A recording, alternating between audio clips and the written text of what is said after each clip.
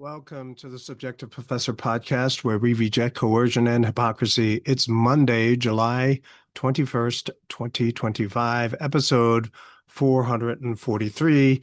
And we're going to talk about Stephen Colbert, crypto, and some other related topics. But I just wanted to begin by saying if you haven't seen the Babylon Bee Hunter Biden post, which came out, I think, today.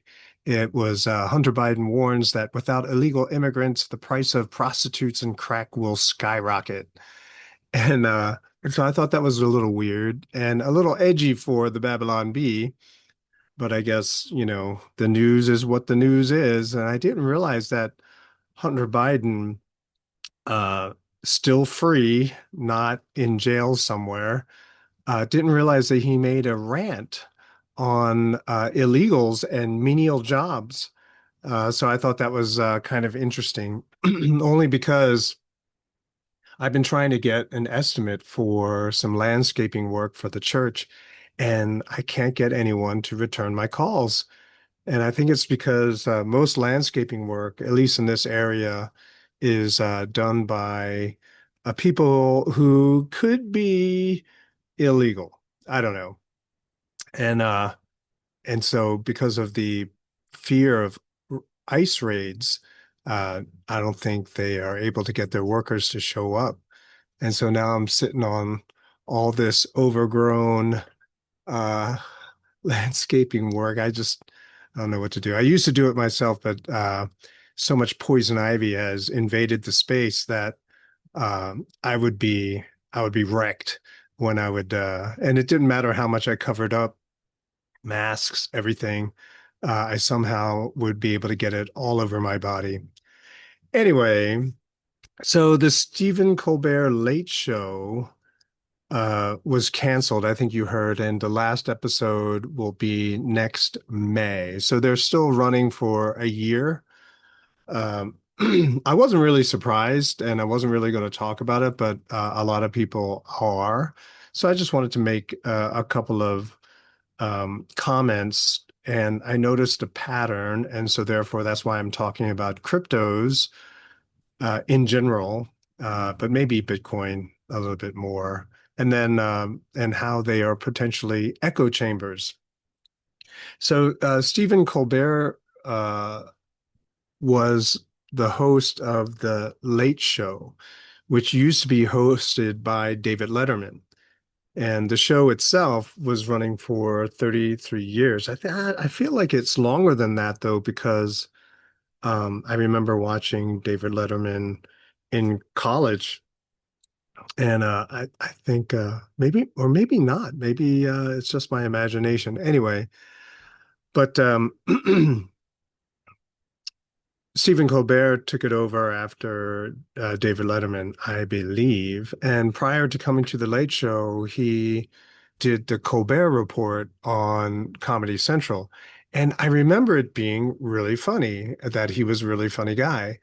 And when I tried to find old clips of Stephen Colbert, he would make appearances on Jon Stewart's show. And maybe that's how it started. Jon Stewart, being obviously liberal, would bring in Stephen Colbert, who is like a conservative personality. And so then they would have this repartee, I guess, going back and forth. And it was funny. I mean, it was funny. And I remember showing clips of his show in class. I thought it was funny because it was more of a conservative comedy as opposed to the more common liberal comedy, which I didn't think was all that funny. Uh, so, I tried to find some of the earlier things to confirm that my impressions from back in the day was that he was actually funny when he was on Comedy Central. I did watch a more recent clip. It was titled Trump to MAGA, Don't Talk About Jeffrey Epstein, Three Missing Minutes, and the Unabomber's Professor. And it was amazing to me how Stephen Colbert could spot lies from Trump, and I'll just say politicians in general, but didn't seem to be able to do so during the lockdowns, right? So I remember that one um, bit where he's dancing with hypodermic needles, trying to get everyone to get vaxxed. And I thought that was the most absurd, ridiculous thing, especially when you realize that the vax was not like it's just, it was really suspicious, right? I didn't have any proof, but I did think that uh, everything was shady. I mean, even with basic intro level science understanding, you knew that most of the things that they were saying couldn't be true, right? Like viruses are so small that masks wouldn't be able to stop anything. And so then people would start using those smoke examples, like, oh, but it stops a little bit. And it's like, excuse me, do you understand how particles travel? And it didn't really seem to matter that that something that we can see may or may not travel differently than things that we do not see. Anyway, a lot of those debates that I would get into, and then they weren't really debates, of little passing remarks here and there, were just so unscientific. I just didn't want to engage at all. And, Stephen Colbert seemed to just parrot everything that he heard. And I was amazed that he was able to still be on air in spite of his obvious political bias and how much of it is really propaganda, which means that that many times it's not true. So he's able to spot when some people lie, but when it serves the purposes of the state, the deep state, whoever is trying to control the rest of the country, um, he can't seem to spot that. And so when that happens, it almost seems as though he really is just simply a mouthpiece for the deep state, whatever the deep state is, right? When I say deep state, I think of unelected bureaucrats who never change from one administration to another. That whole entire mass, is a living, functioning organism, sort of like flocks of starlings at night or schools of fish. They just all sort of seem to know and start acting and functioning as one entity, sort of a mobocracy kind of mob dynamics, I guess. But a lot of people were speculating that maybe it was a political firing because he was openly critical of Trump. And so maybe this is censorship. But, that didn't really seem to make sense to me. It was plausible, but didn't make sense. Uh, I don't think Trump would care about that to that extent. It was just it'd be too authoritarian. And it turns out that the viewership has been declining. And even though it is a number one show for that time slot, it's been losing viewers.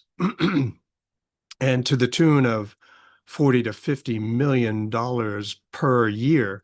And I tried to get the annual losses, but 2018 apparently was the peak, and then it started to go downhill from there. And I wonder, if that would have been the middle of Donald Trump's first term. And so I wonder maybe it's around that time that he became even more overtly political, right? So remember, his comedy was supposed to be that conservative bent, um, conservative leaning to sort of uh, offset Jon Stewart. But then I guess it must have been around 2018 where he just became a mouthpiece for, you know, people who are faceless in power. And so ever since 2018, his viewership was going down, advertising revenue declined. I'm surprised they're giving him till next year. If they're losing $50 million a year because of him, one wonders why leave him on then? Maybe because of contract reasons. But his humor really wasn't that good, right? It was just really weird. Like his comedy seemed to be just simply reading what Donald Trump said, and then the audience would laugh. And I wondered, how could people still watch this? Maybe people who don't like comedy, people who don't understand comedy. I've made the case in other episodes that people on the left, more than people on the right, just can't do comedy. I remember Tom Woods had an episode a while ago when he was still in the three-digit episode numbers, right? That he had something called like the left can't meme, right? Like, they just can't do comedy at all. So I thought that was kind of interesting that it just wasn't funny yet. People were laughing at just simply a presentation of what someone said. Like there was nothing funny about it, but apparently because he said it, it's so ridiculous and absurd. Uh, so who would only want to hear someone else say what they think is true? In other words, it's an echo chamber. So the laughs came from just simply laughing at a person. It's not even that what they said was funny. And pointing out that what someone said was a lie. I'm not sure how that's funny. But apparently, it's the punchline for the Stephen Colbert show. So, in other words, what I'm saying, in contrast, what most comedians would do, they would read something which doesn't seem funny, but then they would have a punchline, right? They would have an interpretation or a take on what was said that would make it funny, right? So, something that isn't funny becomes funny when you shift the perspective. Like, oh, when you put it that way, yeah, it's kind of funny. But the comedy here is just simply let's laugh at this person for the things that they said. I mean, there was no punchline at all. And so a lot of people seem to be upset that someone prominent like Stephen Colbert, who spoke your truths, uh, lost their job. And so maybe it's a comment on what you believe, right? So, for example, when I lost my job at the university, I knew exactly why, right? I was really inconvenient, but I'd never doubted anything that I said. In fact, most of the students were falling over each other trying to get into my class. I had wait lists that were humongous. And I said this a long time ago, but I used to joke that I think they started enforcing enrollment caps, right? Like if your class was only supposed to have 28 students, then they would not allow you to have 29 students. I used to teach classes that had a cap of 45 students, and I'd have 53 registered, right? And I had to turn away a lot more. And then all of a sudden they said, no, no, no, you can't over enroll at all. And I wonder, it was a little suspicious, right? Because when I would do that, other classes, other sections would be under enrolled. So I have my little suspicion there. So, I never doubted anything that I said, but I knew that my non-renewal was for other reasons, not because of the things that I said in class, much as some people want to make that the issue. The other thing I want to talk about is cryptos. So in episode 437, not that long ago, I mentioned that Bitcoin had gone over 120,000. But I did mention that 40% of all Bitcoin companies are American companies. And you might say, oh, yeah, okay, 40% of 100%, 60% are not American. Okay, that's not a big deal. But US companies hold 94.8% of all Bitcoins, right? That's nearly 95% of all the Bitcoin are held by Americans. Now, I might have said that it's a problem uh, back in episode 437, but I think I was trying to make a different point. So I'll emphasize it in this episode. It's kind of a problem, right? If this is going to be the new gold or the new universal currency, they can't all be owned by the United States, by US citizens, right? Because then who do you sell it to? Who do you trade with, right? How are you going to conduct business across borders. I can't see that as being the way forward if 95% of it are owned here in the United States. And then today, apparently, or over the weekend, or last week, late last week, there was an announcement by Trump of a new stablecoin, USD1, put out by World Liberty Financial, which is a crypto bank, which is backed by Trump, which makes me roll my eyes because if you're a sitting politician, there should be some kind of, what do you call it, conflict of interest when you do something like this. It's sort of like uh, Trump then has launched a new, what do you call it? What do you call those things? Not Ponzi, but oh goodness, timeout. Amway. That's what it is, where network and so build wealth that way. But at a certain point, it starts to collapse. Perhaps at least that's what I heard about it anyway.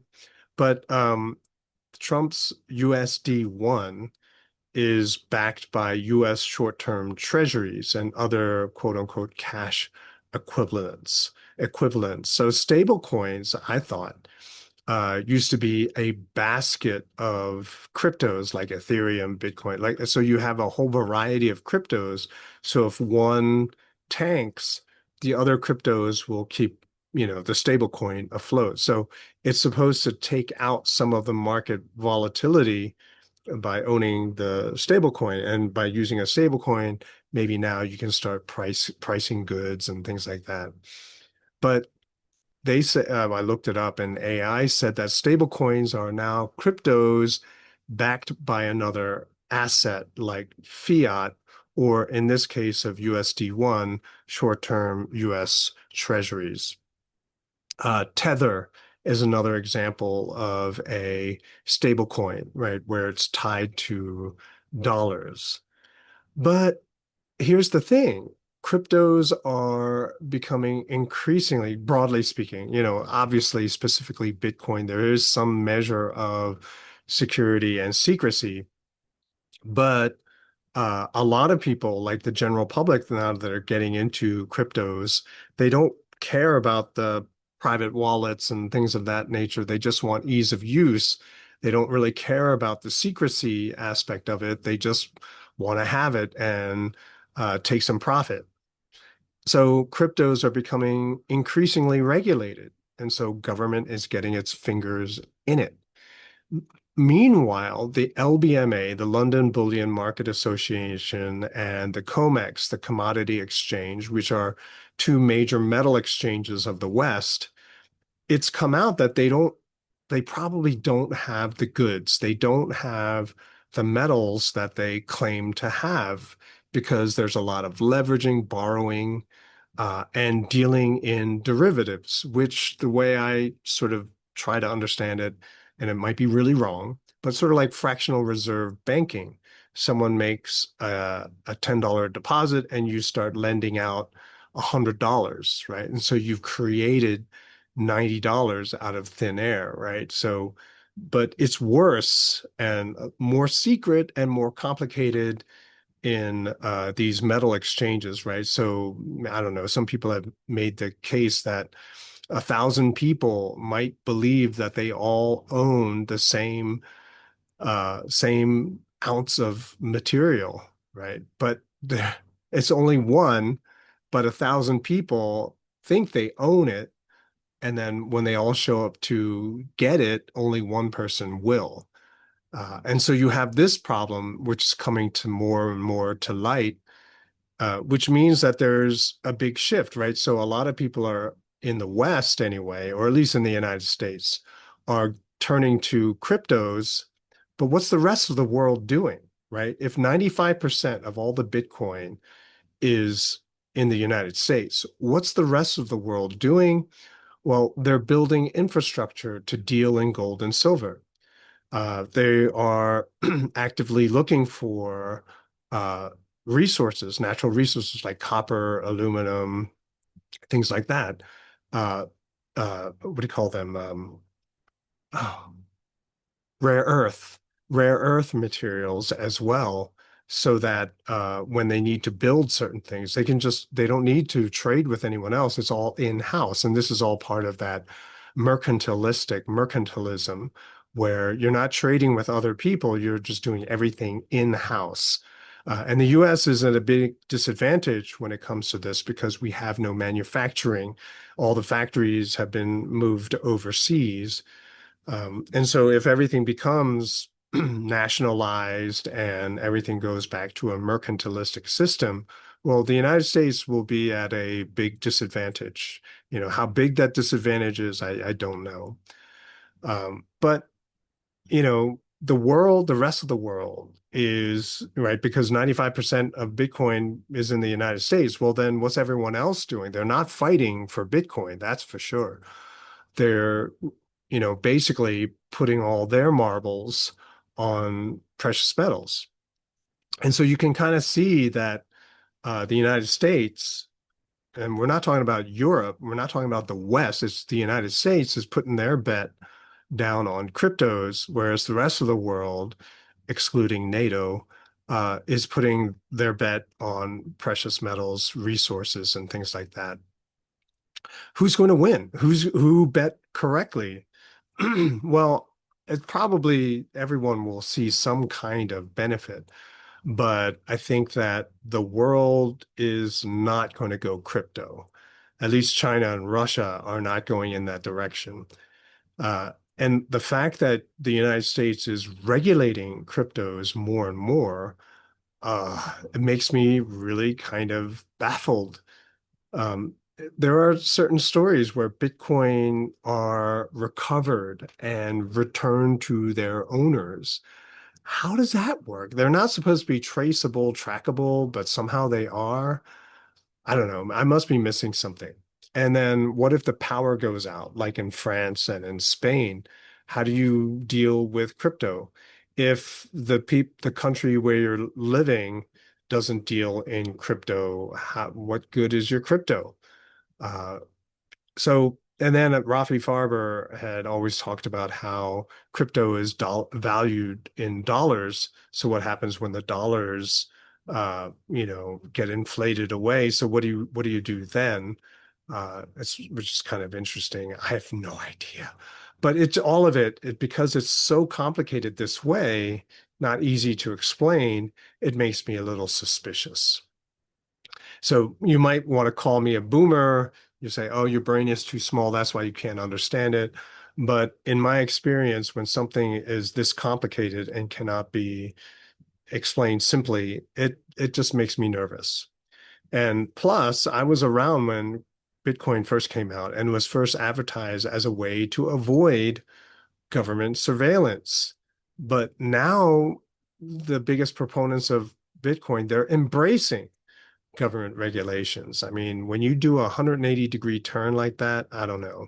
When you do an about face, I don't know. So don't get me wrong. If you made a lot of money with cryptos, awesome, awesome. Celebrate, celebrate. Keep driving the prices of all those goods up for yourself. You know, screw people like me. But I know personally that if I entered that game, I would have lost money, right? I would have been late to the party. I would have bought at the high and not the dip. You know, I would have lost a lot of money. But something to take note. So whether you do it or not, it's totally your choice. You know, I personally, I can't do it. I can't do it. My wife wouldn't let me anyway, but we're in agreement, right? So if you do it, just take care not to fall into an echo chamber and then wonder why you're in the situation you are, and the rest of the world really doesn't care what we're doing here in the United States. And I'm not just talking about BRICS, but China developed a new computer chip using indium selenide, right? Indium selenide. In other words, they don't use silicon, right? Silicon Valley. So most computer chips use silicon, but apparently China developed a way where they do not. And the significance of that is that they don't need chips from NVIDIA. They don't need US technology. They're developing it themselves, right? And so when Trump rolled out his, oh, we're going to spend $1 trillion on AI and all this other kind of stuff.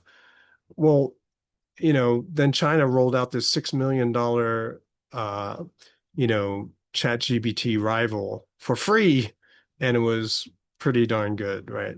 So this is the problem. Like, I think we're in the United States, we're falling into a trap of an echo chamber because we don't speak other languages here in this country, right? We're very much monoglots, right? We only speak English. And so when other people are doing things we don't even know, we don't care. It's not in English, and so it must not be important, must not be that good. And so I think we're in danger of putting ourselves into a box, putting ourselves into an echo chamber, and then waking up one day, looking out of the box and realizing that the world is a completely different place. Anyway, just a word of caution for this, listening to the news and hearing some things. It was just some of the impressions that came to me as I was spending the day doing all this gardening work. But anyway, that's it for today. I'll talk to you next time.